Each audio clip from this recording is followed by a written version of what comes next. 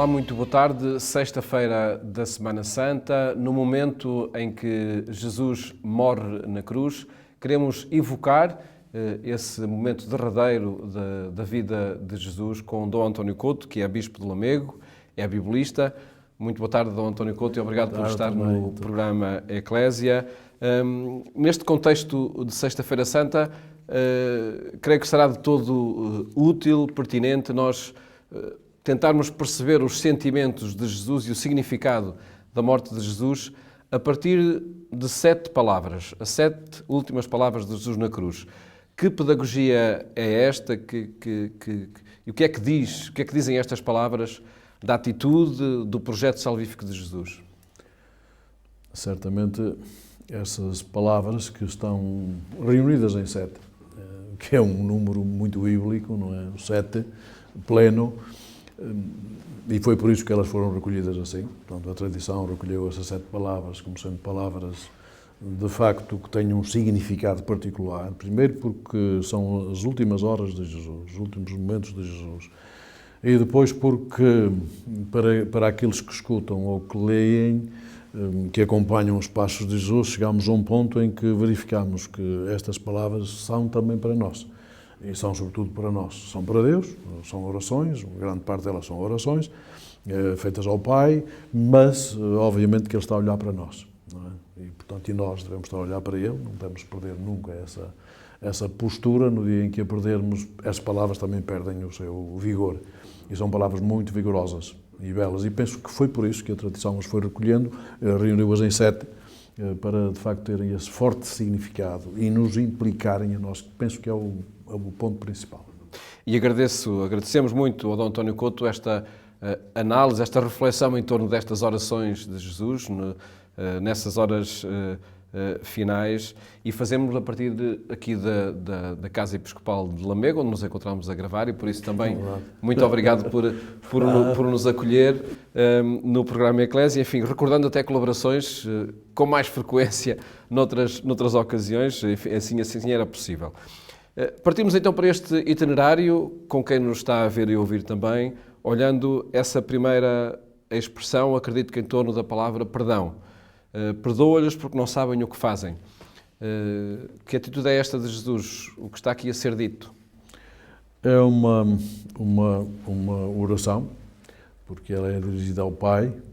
Ele não apenas perdoa, ele está a pedir a Deus, ao Pai, Pai, perdoa-lhes porque não sabem o que fazem. Portanto, se Ele está a olhar para nós, como quem diz, não sabemos efetivamente o que fazemos. Não é só para eles, isto é para aqueles soldados que estavam a fazer-lhe o que lhe fizeram, mas é também para nós, porque nós hoje percebemos perfeitamente que estamos implicados naquele ritual do assassínio de Jesus, não é? Da morte de Jesus. E por outro lado, ele não se desvincula do Pai. Curiosamente, Jesus é o primeiro a reagir à sua própria crucifixão.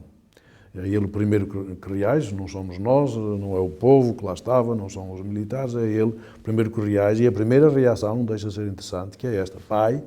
Portanto, ele não perde, nesse momento de dor e de tormento, de angústia, um momento aflitivo, não perde a sua vinculação ao Pai. Portanto, a primeira palavra é Pai, é importante esta ligação ao Pai. E a segunda é pedir ao Pai que nos perdoe a nós. O que é que está em causa com o perdão? É uma dinâmica do passado, é olhar para o passado e pedir perdão por algo que aconteceu, ou é um projeto de futuro, é uma decisão para aquilo para toda a vida?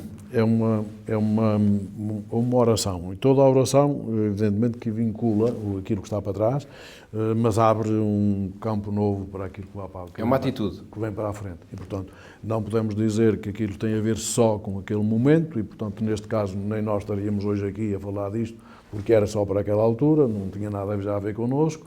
Tem a ver com todo o passado, que chega ali àquele ponto, e o passado não está isolado daquele ponto, e tem a ver, efetivamente, também com o futuro, comigo e contigo, e com aqueles todos que hoje nos estão a ver e ouvir, também é para vós, é para nós, é para todos nós, estamos lá todos metidos. E é curioso que Jesus acaba de reagir na cruz pela primeira vez, e ele é o primeiro a reagir, e pronto, vincula-se ao Pai, como já disse, e vincula-se a nós, pedindo ao Pai que nos perdoe. Neste itinerário em que recordamos as últimas horas de Jesus na cruz, seguimos em torno de 7 palavras e na segunda palavra temos essa expressão retirada do Evangelho de São Lucas: hoje estarás comigo no paraíso. Palavras de Jesus dirigidas ao bom ladrão. É um gesto de esperança que aqui é proposto por Jesus e é feito por Jesus? Claro que é uma aposta, há ali um homem que, afinal, aí está, reconhece que não é grande coisa, não é?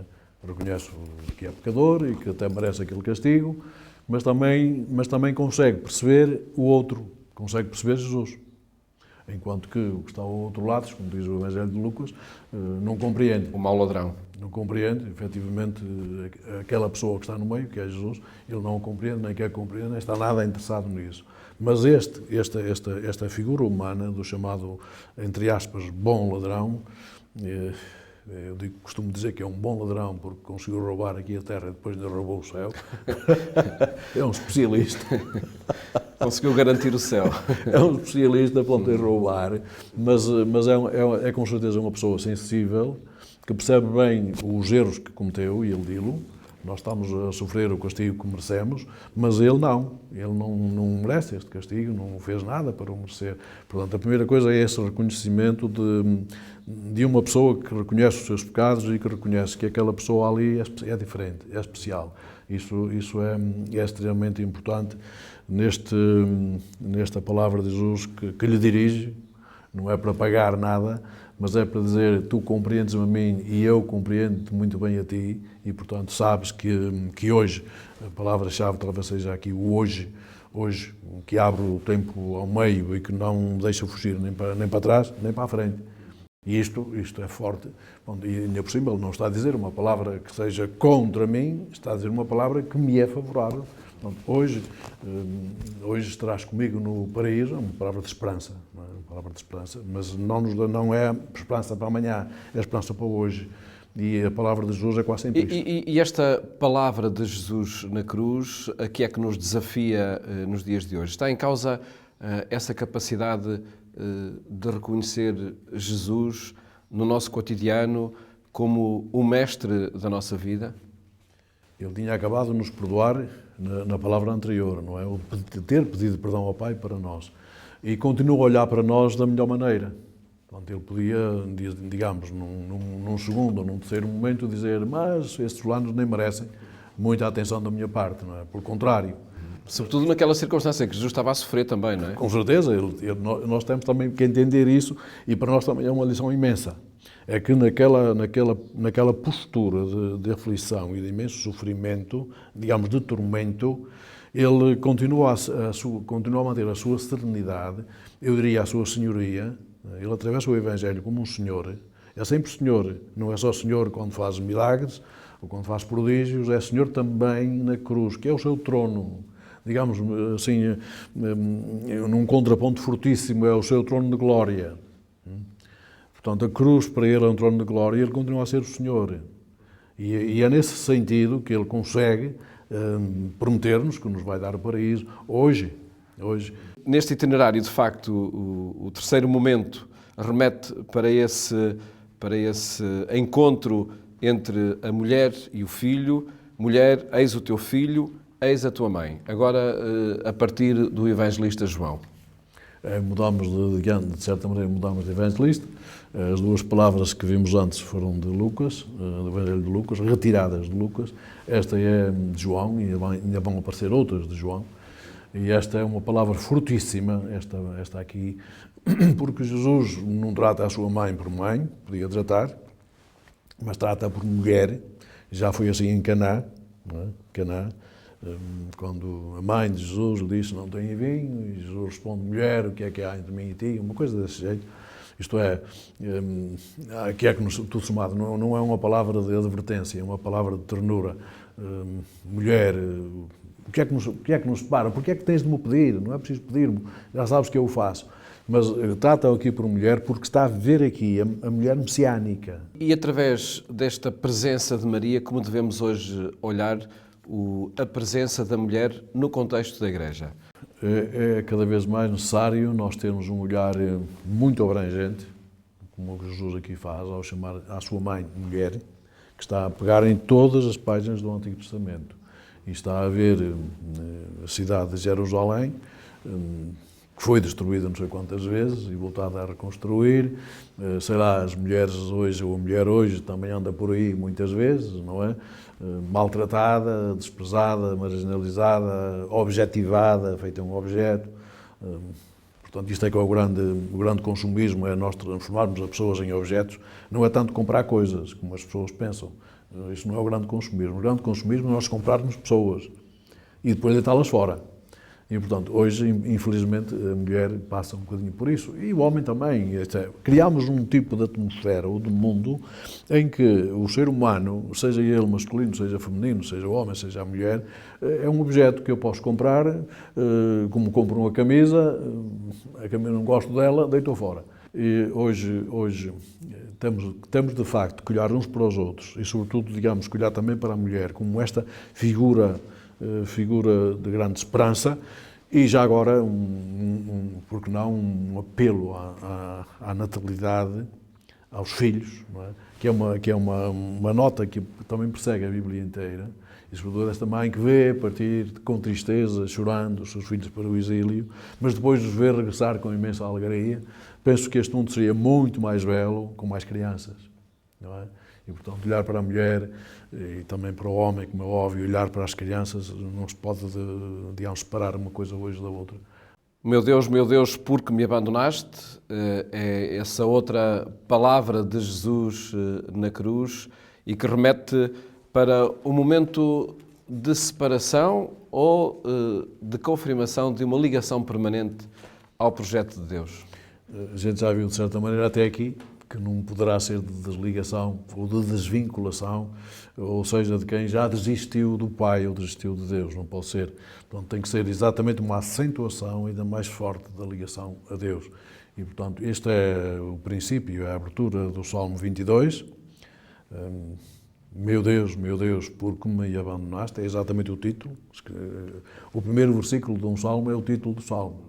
E, portanto, o que está aqui a dizer com este meu Deus, por que me abandonaste, que é um salmo que é uma súplica individual, fortíssima, aqui só é citado o título do salmo. O título, o princípio. Mas isso significa que Jesus não rezou o título, porque os títulos não se rezam. Ele rezou o salmo inteiro. E o salmo inteiro tem 32 versículos, não tem apenas um, tem 32. Este é o primeiro. E o salmo vai terminar, curiosamente, o último versículo, o versículo 32, vai terminar assim, curiosamente. Talvez as pessoas não estejam à espera. Acaba assim: esta é a obra do Senhor. Esta é a obra do Senhor. Qual esta? Esta, a cruz. Esta cruz, onde Jesus está crucificado. Portanto, é a maior obra do amor de Deus por nós. Isto é, não é nenhum abandono, é a máxima proximidade. Está ali, naquela cruz. É a máxima obra que Deus fez. Nem a criação, nem o êxodo, nem a travessia pelo deserto, nem a entrada na terra de Canaã, nem a vinda do exílio superam esta obra. Esta não é uma obra, é a obra. Esta é a obra de Deus no nosso mundo. Portanto, a cruz, aí e aqui, neste sentido, é efetivamente não apenas um dado religioso, mas é um dado cultural. É um dado cultural. Isto para dizer que estamos num mundo em que se começam a querer retirar os símbolos cristãos, a cruz, que vamos retirá-la porque não fica bem, não faz sentido neste mundo que se diz abstrato e que não tem prática, que não quer que um se diga cristão e outro se diga muçulmano e que os dois entrem em conflito, quer que sirva para todos. A cruz é um símbolo de cultura, quanto a mim, talvez o maior símbolo de cultura que nós temos diante de nós, porque ao mesmo tempo que me revela a mim, dizendo que fui eu que fiz aquela crueldade, aquela violência, assassinando Jesus, enchendo de feridas, de sofrimento, de dores, ao mesmo tempo diz-nos o amor de Deus por nós. E, portanto, a cruz é um espetáculo público, como era assim em Lucas. É um espetáculo público, não é sequer um objeto para a gente ter escondido em um canto qualquer das igrejas, nem para cobrir com um pano. É um texto escrito que tem de estar sempre diante dos meus olhos, porque eu aprendo sempre a ver lá coisas extremamente importantes. Seguimos neste itinerário de comentário às 7 palavras de Cristo na cruz. No momento seguinte, afirma Jesus: tenho sede. Sr. António Couto, de que sede estamos aqui a falar? Estamos aqui a falar da sede, que várias vezes os textos bíblicos também aludem. Esta sede, há pouco já citámos aqui o Salmo 22, em 22:16, lá está esta expressão, ter sede, pronto, faz parte da vida dos jurantes. Os jurantes de Israel cantavam esta sede, no sentido de que, efetivamente, têm sede, sobretudo têm sede de Deus. Não é? Tem sede de Deus, tem sede de um mundo novo, tem sede de uma vida nova, porque a sua vida, infelizmente, não está famosa. Este Salmo 22, que nós já citámos aqui, é também uma súplica individual. Isto é de um sofredor, de uma pessoa que vive no meio dos tormentos, dos sofrimentos da sua vida e que não deixa de se recordar de Deus, não deixa de se voltar para Deus. Portanto, este tenho sede é uma das maneiras que nós encontramos de ver isso. Depois, não esqueçamos, sobretudo, que é o cumprimento, outra vez, o cumprimento pleno da Escritura toda, santa. É para esse horizonte que nos devemos voltar, olhar a sede como, de facto, ter sede de Deus, ter sede de cumprir um projeto, mesmo que o horizonte seja a morte. Cumprir a vontade de Deus mesmo nas circunstâncias difíceis, não é? E aqui Jesus não podemos estar a brincar, Jesus não está a rir-se, não é? Não está numa situação a fazer teatro, está numa situação de morte, uma situação de angústia, e nós às vezes também passamos por essas situações, mas não temos, se calhar, a mesma disposição de Jesus. Isto é, pois, dizemos uma série de asneiras, muitas vezes, não é? De blasfémias, dizemos 30 por uma linha, mas se calhar não reconhecemos que a nossa postura neste mundo é de nós sermos criaturas de Deus. E a criatura depende do Criador e, portanto, faz a vontade do Criador e é para Ele que deve estar atento. E Jesus está atento ao Pai, nunca se desliga do Pai, nunca se desvincula desde o princípio, mesmo aqui, onde Ele permanece um Senhor, como quer que as pessoas entendam, Ele permanece Senhor mesmo em atos supremos de sofrimento. Permanece Senhor e sabe dar um sentido ao seu sofrimento. Afirma Jesus, nesse outro momento, tudo está consumado. Aqui, de facto, a afirmação suprema do cumprimento desse projeto de Deus para Jesus. Sim, temos que nos vincular outra vez à Escritura Santa. Já há pouco citei aqui um Salmo 69. No versículo 22 está escrito: na minha sede serviram-me vinagre, serviram-me vinagre, e já vimos efetivamente que este vinagre vai ser trocado. De certo modo troca aquele vinho bom que Jesus fez nas talhas de Caná, nas 6 talhas.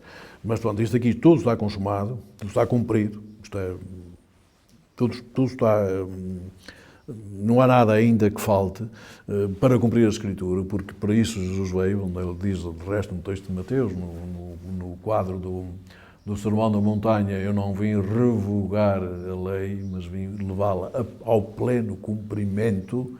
E aqui o que ele está a dizer é que a obra está cumprida. Isto é, a obra, desde a criação, atravessando todas as páginas da Escritura, tudo isto está cumprido. Acredito que a expressão suprema do cumprimento da vontade de Deus está neste 7º momento, a 7ª palavra de Cristo na cruz: Pai, nas tuas mãos entrego o meu espírito. Afirma-se aqui a união plena e o cumprimento pleno do projeto de Deus para Cristo?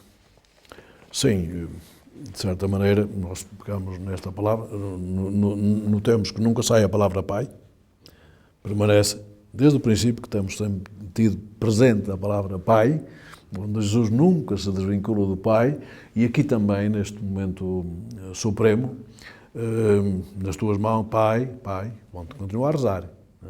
Mesmo nestes momentos trágicos, e talvez seja para nós uma lição de que não devemos desistir em nenhum momento da nossa vida, da nossa vinculação ao Pai, como filhos. Manter a nossa postura de filhos sempre em relação ao Pai. Pai, nas tuas mãos entregue-me o Espírito. Isto não é um gesto sequer, nem um significado de morte, porque o que está no texto grego, não, isto nas tuas mãos entregue-me o Espírito, não é vou morrer, não é? Mas é entregue o Espírito que habita em mim e que tu, Pai, me deste, o Espírito Santo, que depois vem para nós, que Ele nos dá. Ele está aqui a entregar o seu Espírito, que é o Espírito que o Pai lhe deu, o Espírito que o habita, está a entregá-lo ao Pai e a nós. É outra dádiva suprema, pronto, e nós sabemos que vem aí o outro Paráclito, é um outro Paráclito. Há aqui o dom do Espírito presente. Isto é o dom do Espírito. É assim que acaba esse texto. Não é dizer agora vão morrer, não é? Porque é assim normalmente que as pessoas interpretam. Mas o texto grego para dizer morrer não emprega nunca esta expressão. Não emprega nunca esta expressão de entregar o Espírito. Entregar o Espírito é dar o seu Espírito, dá-lo, claro, ao Pai, de quem Ele nunca se desvinculou, e dá-lo a nós também. Portanto, de certa maneira, para sabermos que esta obra agora, com o Espírito a arder em nós, é para levar para a frente. Não é? São António Couto, estas sete palavras de Cristo na cruz são palavras da história ou são palavras do presente, do nosso presente? São palavras que nós podemos ler lendo e refletindo, lendo bem a Escritura inteira, mas são palavras para nós hoje. Isso não podemos descurar, aliás, toda a Escritura o é. Mas estas palavras, porque são diretas, e algumas são diretas a nós, outras são orações ditas ao Pai, mas nós estamos a ouvi-las e estamos a lê-las, portanto, nós não podemos pôr-nos ao lado desta realidade que está a acontecer, devemos percebê-la bem para nós, não é? Percebê-la bem. Fica esse desafio de saber olhar para a cruz e saber ler o texto que está nessa cruz, como tão bem sugeriu São António Couto ao longo desta apresentação das 7 palavras de Cristo na cruz nesses momentos derradeiros. Agradeço, São António, ter partilhado connosco esta reflexão nesta sexta-feira da Semana Santa. Também eu agradeço a oportunidade e faço votos para que as pessoas passem longos momentos diante da cruz, de preferência de joelhos.